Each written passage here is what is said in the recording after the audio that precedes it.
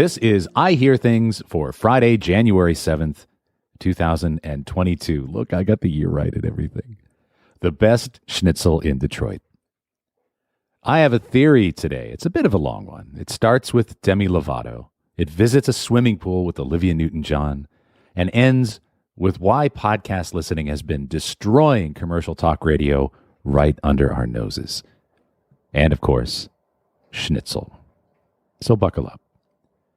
On Wednesday, May 19th of last year, singer Demi Lovato came out as non-binary, and among the reasons they gave was this, and I'm quoting them, "I'm doing this for those out there that haven't been able to share who they truly are with their loved ones. Please keep living in your truths and know I am sending so much love your way." Now also, on that very day, Maddie Siegel, the morning host on Boston's Kiss 108 for over 40 years, it's my hometown here, decided to go on a tirade against Demi Lovato's announcement over the airwaves and declared, quote, "It's a joke, the whole binary thing." When Kiss 108's management asked him to tone it down, Maddie stormed off the air that very day, seemingly quitting on the spot. But he was back on the air the very next day. He opened his show by saying, "I'm here, good morning." And later about the incident, Siegel had this to say, "Of course, I talked to my wife about it, and I talked with the company, and the company told me that they basically said, please don't quit. And they said, I have total support from them and freedom to say what I want. So I kind of won that battle." Now, before I go on here, I should note that if any station in Boston is the Demi Lovato station, it's Kiss 108. They have historically been at or close to number one with women 18 to 49, 18 to 44 for decades. And as the big top 40 station here in Boston, Kiss 108 is surely where you would go to hear the latest Demi Lovato hit. They have the most credible claim on that. Now, this incident has been simmering somewhere in the department store of my brain for about 8 months now, lodged some floor between home furnishings and haberdashery. It just took me a while to fully process what really troubled me about it, besides the obvious. Now, how you feel about Demi Lovato really doesn't matter for the purposes of this example, but honestly, using your platform to cause pain to other people for your own personal gain does not put you on the side of the angels. Siegel called it comedy. Ha, ha. I'm going to give you the gut level but wrong question to ask about this incident. The first question, it's the easy one. Why did they let him back on the air without so much as a slap on the wrist? You know why they did. Now, critics of Siegel focus on the wrong issues, like how a septuagenarian continues to be the morning show host of a station designed to appeal to teens and young adults. Well, as a nation, we just mourned Betty White, so I think we can stow the ageism here. And others wonder how someone can continue to be Boston's number one morning show with women 18 to 49 when he literally phones it in from Florida.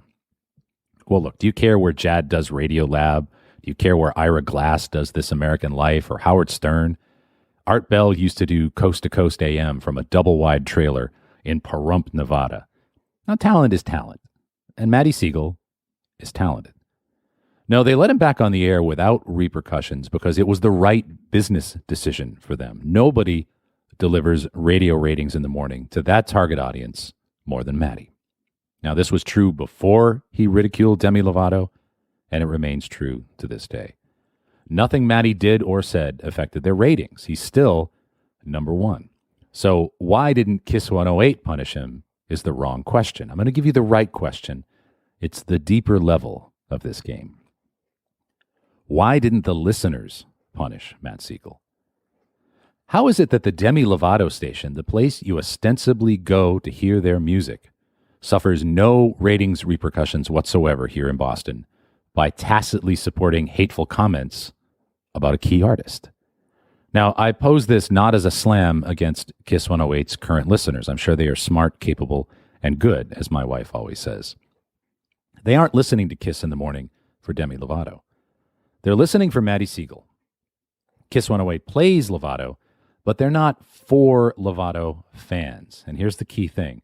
They are not for women 18 to 49 who listen to the latest music. They are for women 18 to 49 who listen to the radio for the latest music. This is a subtle point, and it bears further explanation, for which I will require the assistance of Olivia Newton-John. By the way, the soundtrack to Xanadu, which had the Olivia Newton-John side and the Electric Light Orchestra side, was the first vinyl album this boy ever bought. Let's go back 40 years now to when Maddie started as the morning show host at KISS, and look at who was the Demi Lovato of the early 80s. Now, I've chosen Olivia Newton-John, who had the number one song for all of 1982, Physical. I'm sure you remember the workout video. It just barely beat out Eye of the Tiger, rising up straight to the top. Now, at that time, if you wanted to listen to Olivia Newton-John, you basically had two choices: AM/FM radio or buy her latest album. Imagine the entire world of music listening as a big swimming pool. On the very edges of that pool are the people that bought her albums but did not listen to the radio at the time. These people are literally edge cases, not many of them. In the pool, it's all the radio they can listen to. If Kiss 108 abruptly stopped playing Olivia Newton-John at the height of her popularity, or worse, denigrated their gender identity, a bunch of people would have swum from the Kiss 108 area of the pool to some other radio station's part of the pool. Kiss's share of pool would decrease, and the other station would benefit. That's because radio was the entire universe for free music listening. It was a big pool. Well, let's visit that pool in 2022. That pool is smaller. The people left regularly in the pool really like the pool. They stay in for long stretches. But the pool is smaller, and it's smaller for every station across the board. There are still a lot of people who use that pool every day, but a huge chunk of the youngest swimmers now only dip their toe in to test the water from time to time. And instead, they spend most of their time outside the pool with this thing called streaming audio. Now, in the Kiss 108 part of this now smaller pool, a morning host says hurtful things about one of their core artists, but that station's share of pool remains largely unchanged. Why? Because the swimmers who really like Demi Lovato, the ones who would actively swim to other parts of the pool in a case like this, aren't even in that pool to begin with. Because even though Kiss 108 plays Demi Lovato, she's way bigger outside that pool than she is inside that pool. In fact, Demi is one of the top 100 most streamed artists on Spotify, with over 1 billion artist-led stations. That's more than Miley Cyrus. That's more than Harry Styles. It's even more than Pitbull, although I believe Pitbull guests on all of the other streams, which makes the measurement of Pitbull kind of a theoretical exercise. It's the three-body problem, maybe harder. So if we only look in that pool, the pool of AM/FM radio listening, it doesn't look like there are many repercussions to denigrating Demi Lovato on the air. The swimmers, they just keep swimming. The station sees that, and a seemingly sound business decision is made. Let's keep the swimmers happy. Unfortunately for radio, they're currently locked into playing a game, and it isn't necessarily the best game right now. The fight for share of radio. That's what radio ratings give you, the percentage each station has of the available hours spent listening to radio. But as we have documented faithfully in our own Share of Ear work, that's the only service that measures and compares all audio listening, those hours are declining every single year, which means a 5 share in 2021, 5% of the 2021 radio audience, is not the same thing as a 5 share was in 1981. The problem with all of that is something that I've talked about at length in this newsletter, in this podcast, the optimization trap. It was the main subject of my favorite podcast of last year, actually, for I Hear Things, Who Doesn't Like Pizza? And I'll link that again in the show notes. I really like that one. The gist of the particular principle from that podcast and this one is this. It's important to consult your current listeners regularly to see how you're doing.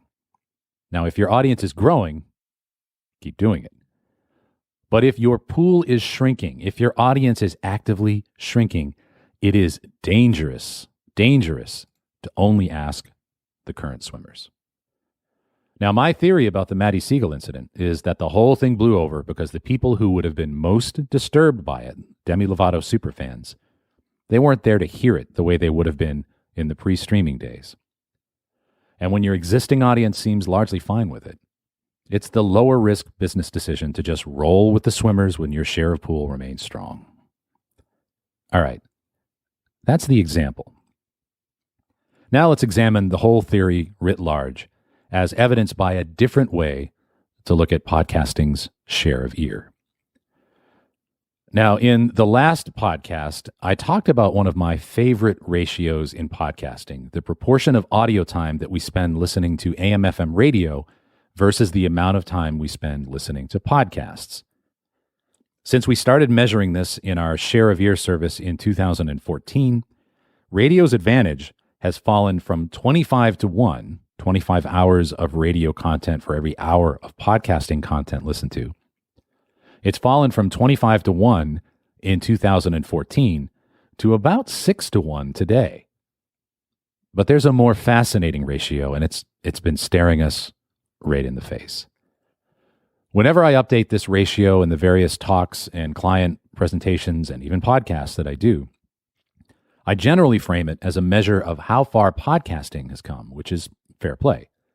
But what is not fair about this comparison is the huge advantage that AM/FM radio has over podcasting, and that is a blanket royalty license for music. Broadcast radio can play all the licensed music they want, pretty much however they want, without a variable impact to their bottom line. But try putting 3 seconds of Sympathy for the Devil in the intro to your podcast, and at least financially speaking, you'll soon be sleeping with the fishes. Now, given that most of us listen mostly to music, this is a massive advantage for AM/FM radio, and I've written and podcast repeatedly about how sane music licensing may be the final restriction on the true unfettered potential of podcasting. Now, where would podcasting be at this moment in 2022 without that impediment? Well, as I said, the answer's kind of been staring us in the face. A couple of months ago, Edison and NPR released the latest edition of our annual collaboration, the Spoken Word Audio Report. We broke out the distribution of spoken word audio listening by type, radio, podcast, audiobooks, etc. And we excluded from that the time that we spend listening to music. Now, since podcasting is overwhelmingly, at least for now, a spoken word audio platform, it's more fair to compare podcasts specifically to talk radio, news, sports, commentary, any other form of non-musical radio content. Now, here's how that distribution has changed over the last 8 years. And I will link to the newsletter here in the podcast so you can actually see the graph. What the data tells us is that in 2014, of the time we spent listening to spoken word audio, 8% was on podcasts and 79% was over AM/FM radio, either broadcast or streamed simulcast from broadcast. Now today, that relationship is 22% to 48%. In other words, in 2014, what was a 10 to 1 ratio in favor of radio is now down to about 2 to 1. That's it. Podcasting now occupies nearly half as much of our spoken word audio as AM/FM radio. Would you have guessed that one? Now, a ratio like that changes the conversation, I think, from, wow, look how far podcasting has come, to WTF radio. And I will not give the F here. I will not sacrifice my clean rating. So let's go ahead and ask that question. WTF radio? Now, I live in Boston, as I mentioned, which is a large enough market to have a fair number of locally produced programming and locally produced stations, right? We have a lot of local stations. We have a lot of local programming. We have 2 local public media powerhouses, WGBH and WBUR. For the purposes of this discussion, I'm going to leave the public media stations out of this. I'll get to that in a minute, and just focus on our commercial stations. And even though we do have a lot of local talent and locally produced content here, our market probably looks a lot like your market. So I consulted the latest Boston radio ratings, which I thank Radio Online for. There'll be a link to that in the show notes, just to look at what the top stations were in Boston and have a look at their programming. Now, the top station in Boston is WBZ FM, which is a local all-sports station. And you'll also see Sports Talker WEEI on that list as well. These are both mostly live and local. I mean, I'm sorry, haters, but Boston is kind of title town. So sports radio is huge here. But it's all sports. It is one color on the palette. And then you've got all the music stations. Now, many of these stations have live and local morning shows, which, although they're mostly music, they do feature a smattering of talk. So we'll count a little of that, but not very much. The biggest top 40 station here is iHeart-owned Kiss 108, which still has its own local morning show. Matt Siegel, if you remember him from 5 minutes ago. Now, that's unusual for a company that syndicates Elvis Duran and Ryan Seacrest in so many markets from New York to Visalia, California. But Boston is its own kind of dog, and we do have a lot of great local morning show talent. But still, you couldn't really call these stations talk radio, even if they all do recaps of The Bachelor in the 8 a.m. hour. That leaves, if you take them out of it, and we will include the sports stations here, the remainder are the talk stations. Now, in a market the size of Boston, we have a genuine all-news station, WBZ AM, legendary call letters, originates its own 24-hour news coverage. Now, this is an expensive and ambitious remit for a radio station. It's shared by some legendary stations across the United States, like 1010 Wins and News Radio 880 in New York, WBBM in Chicago, KFI in LA, and WTOP in Washington, D.C., which remains the top billing station in radio. These stations mostly broadcast their own originated live news reports 24 hours a day, with a few feature shows on the weekends. And these are largely financial, but there are some other interests thrown in, just a smattering. Now, most radio markets in the United States are not able to support their own truly live and local 24/7 news station in this fashion, but Boston is fortunate to. But instead, the rest of Boston's commercial talk radio landscape, and I would suggest probably most of yours as well, wherever you are in the U.S., looks a lot like what you see in the programming schedules for stations like our WRKO or WXKS AM, which is Talk 1200. It's politics and money. Now, I'm not even going to get into the whole thing about how conservative talk radio has become over the years. In fact, the morning show host of Boston's top pure talk station, WRKO, describes himself as liberalism's worst nightmare. So, welcome to the show. But my point is that the palette for commercial talk radio in America is largely limited to politics, sports, and money. You can look at the schedules of the stations in your market, and you'll see that I'm right. They've asked the current swimmers what they want, and that's what the current swimmers like. Now, these are, of course, wildly popular topics: politics, sports, and money. And you have talent like Ben Shapiro, Dan Bongino, Dan Patrick, Dave Ramsey. They've all built successful podcast and broadcast empires around them. But it's just 3 notes. And it has to be said, it is a lot of white dudes. I mean, if you look at the schedule for WRKO here in Boston, AM 680, and again, I have printed the pictures of all of these hosts in the newsletter edition of this podcast. It's Joe Pags, George Norrie, Gordon Deal, the Cooner Report, who is liberalism's worst nightmare, Barry Armstrong, Bill O'Reilly, Grace Curley, hi Grace, Howie Carr, more Bill O'Reilly, and Jesse Kelly. That's a lot of work for Grace Curley to do in that lineup, I have to say. Otherwise, it's all just a bunch of white dudes. Now, if you contrast that with our current ranker for the top 50 podcasts by audience reach in the United States, you get a whole bunch of stuff. You'll see politics, sports, and money, yeah, but you'll also see comedy, true crime, fiction, celebrity gossip, even a first lady. Heck, more than one lady, period. It's all right there. It's as plain as can be. Now, here I'm going to beat the drum for audience research a little bit. I left public media out of this because A, Their palette is much broader. They paint with a lot more brushes than politics, sports, and money. And B, they are doing the work to understand audience, not just their current audience, not just the swimmers in their pool, but everything that's outside of the pool as well. And many commercial radio companies are just not doing this work, either not doing it to the same extent or likely not even doing it at all. The average 24-hour syndicated talk station in America operates like a bad sandwich shop. It looks like turkey is our bestseller. Let's make all the meat out of turkey. And look, let's give credit where credit is due. The reason people like Ben Shapiro and Dan Bongino and Dave Ramsey are as big as they are in podcasting as they are in broadcasting is because they are very good at what they do. Let's not get that twisted. But so many of the radio stations that carry them paint from the same single monochrome palette. It reminds me of when grunge really hit in the 90s and every label tried to sign bands that sounded like Nirvana and Pearl Jam, or tried to, but there are no other bands like Nirvana or Pearl Jam. I miss Harvey Danger, though. They were pretty good. Anyway, my point here is not to celebrate the growth of podcasting and spoken word. It's not.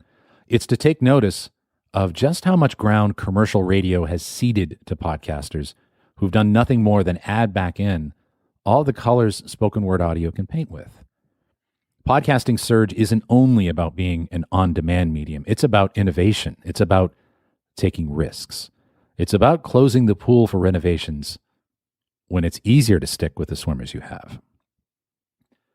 Now, if radio continues its downward trend in time spent listening, saying that you are the number one country radio station in Albany will soon be like saying you're the number one Schnitzel restaurant in Detroit. Weird flex, but okay. The message here for podcasters, keep painting with all the colors you have available. It is the bright, shining hope for spoken word audio. Keep an eye on your swimmers, but never forget the world outside of your pool. Strive to get inputs from both as you make big decisions. And for radio, well, the pool may be smaller, but it's still formidable. Now is a great time to innovate, take some risks, and access more of the colors in every sense of spoken word. That's enough damage for one podcast, I think. To paraphrase the late Warren Zevon, enjoy every schnitzel. You can support the show at Buy Me a Coffee. There's a link in the show notes. It's buymeacoffee.com/Tom Webster. I'm enjoying a snow day here in Boston. I hope you're having a wonderful day. This has been I Hear Things for Friday, January 7th, 2022. I'm Tom Webster. I'll see you next time.